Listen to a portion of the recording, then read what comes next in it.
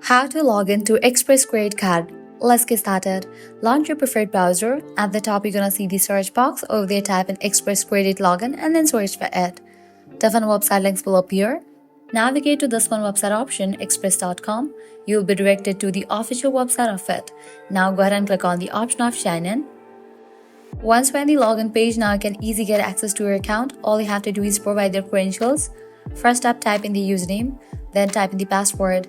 If you want to save your username, check in for the option of Remember Me. If you have forgotten the username or password, you can click on this option to recover it. After you provide all the details, click on Sign In, and just for that, you will be logged into your account. If you haven't registered for your account yet, click on this option of Register Now and go through the process. Well, this way you can easily log into American Express Credit Card account online. If this video was helpful, don't forget to like, share and subscribe to our channel. Thanks for watching.